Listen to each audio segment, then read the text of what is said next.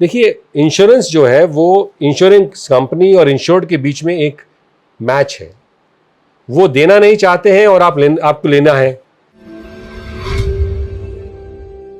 Hi everyone, जय हिंद, जय भारत, जय माता दी। This is chief engineer Praneet Mehta. Welcome to my YouTube channel merchant navy decoded. मेरे साथ है राजीव कौशिक सर और आज हम एक इंपॉर्टेंट पॉइंट पे बात करने वाले हैं, that is a part of medical insurance. जिन बच्चों ने पुराना वीडियो नहीं देखा है, प्लीज वो पूरा इंश्योरेंस सेगमेंट देखिए, जिसमें हमने टर्म इंश्योरेंस की बात करी है, बाद में हमने मेडिकल इंश्योरेंस की बात करी है, क्यों जरूरी है जहाजी के लिए, सीफेयर के लिए, उसकी बात करी है। अब हम वो इंपॉर्टेंट पॉइंटर्स की बात कर रहे हैं जो कि आपको बिल्कुल रिमाइंड में रखने हैं, अपने दिमाग में रखने हैं जब आप एक मेडिकल इंश्योरेंस लेने जाएं। सर प्लीज़ हमें बताइए कि वो कौन कौन से पॉइंट हमें ध्यान रखने हैं जब हम एक मेडिकल इंश्योरेंस के लिए जाएं। वैसे तो जो इंश्योरेंस कंपनीज होती हैं आपसे सारी बातें पूछ लेती हैं। Okay sir.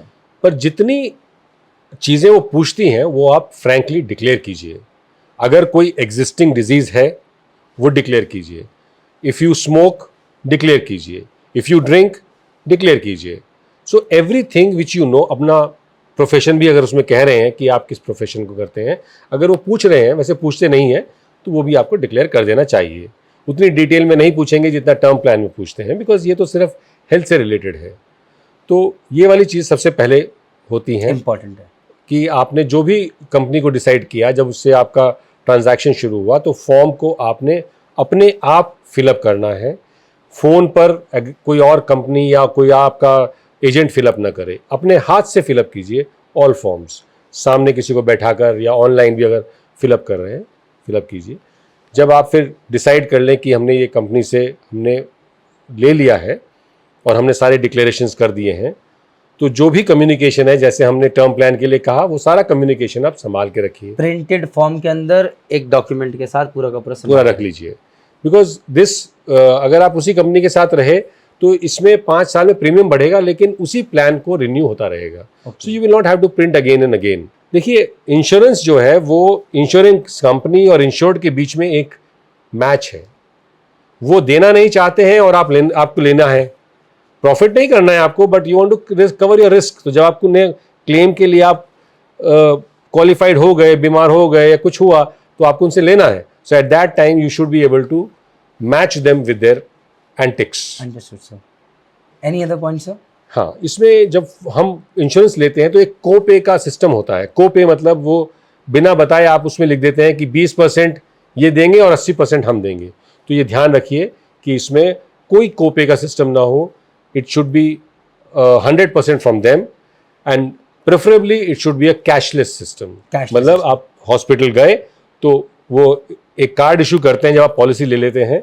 This card is just like your identity document, just like your ATM card या पैन कार्ड। तो इसको भी उसी जगह रखिए जहां पर आप बाकी चीजें रखते हैं। इंश्योरेंस के डॉक्यूमेंट्स रखे हुए हैं जहाँ पे नहीं, अपने पर्स में। अच्छा, अपने पर्स में रखिए, ताकि अगर हमें कुछ हो जाता है तो हमारे पर्स से ये मिल तो जाए इन्फॉर्मेशन कि हमें वहां लेकर जाना है। ओके। या फिर जो भी आपका टेक केयर करने वाले हैं, घर में आपकी वाइफ है या एक लेटर स्टेज बच्चे हैं, उनको पता होना चाहिए कि हमारे पास कार्ड है। हेल्थ कार्ड जिसे कहा जाए, हेल्थ कार्ड जिसको कहेंगे हम, या इंश्योरेंस कार्ड कहेंगे। तो ये इंश्योरेंस कार्ड आपकी आइडेंटिटी होता है। हॉस्पिटल में जब आप जाएंगे तो वेरीफाई करके, एक TPA होता है, थर्ड पार्टी एश्योरर, तो वो चेक करता है इंश्योरेंस कंपनी से कि आप वेरीफाइड हैं, फिर ट्रीटमेंट शुरू हो जाता है। Okay sir. Any other point sir? हाँ, there are few more things. जैसे at a younger age they may say that you don't have to go for any health checkups, but you insist. The insurance company or the broker or the agent will tell you that it is not required at a lower age, but you must clear this point that I will pay for the health checkup, but you please get my health checkup and include this that the health was checked. और ये वाला health report भी आप policy document के साथ रखेंगे। एक जब आप हेल्थ पॉलिसी ले रहे हैं तो उसमें वेरीफाई कीजिए पॉलिसी डॉक्यूमेंट्स में। पॉलिसी डॉक्यूमेंट आप पॉलिसी लेने के पहले भी पढ़ सकते हैं। एक जनरल पॉलिसी होती है, नेट पर अवेलेबल होती है। वो ये कि आपका जो रूम रेंट है या कैटेगरी ऑफ रूम है हॉस्पिटल में, वो अनलिमिटेड हो। Either it should say AC deluxe और it should say unlimited room rent. This is really important. This is very important because just 2 days before there is a rule which says that any room rent in the hospital above 5,000 will have to be paid as with GST. So now it is still to be decided who will pay this GST, but at least you should be in the clear because all your medical procedures and the payments are rated and connected with your room rent. Room rent. If your room rent is low, then your procedures will automatically be scaled down. Okay, sir, you mean to say कि suppose कीजिए if it is not mentioned in policy document and say I take a AC deluxe room, तो कल को whatever AC deluxe room के हिसाब से if I take AC deluxe room, so whatever expenses are there, they will be as per the AC deluxe room, वो खर्चा बड़ा रहेगा. yes. And if it's a general ward room or a sharing room, तो खर्चा accordingly कम रहता है कम hospital रहेगा. में. अगर आपका 1 लाख का खर्च हुआ है तो दे माइट पे यू ओनली 15-20,000 और 5,000 और 10,000. ये मेरे साथ पर्सनली हो चुका है 2 साल पहले. सो मैंने उस समय हेल्थ इंश्योरेंस लिया था जब इंडिया में आने वाले थे ये लोग, और मैंने फिर इग्नोर कर दिया. तो वो रूम रेंट के साथ कनेक्टेड था, which I also did not know. So ये फर्स्ट हैंड एक्सपीरियंस है that you should go for AC deluxe room written in that और अनलिमिटेड रूम रेंट.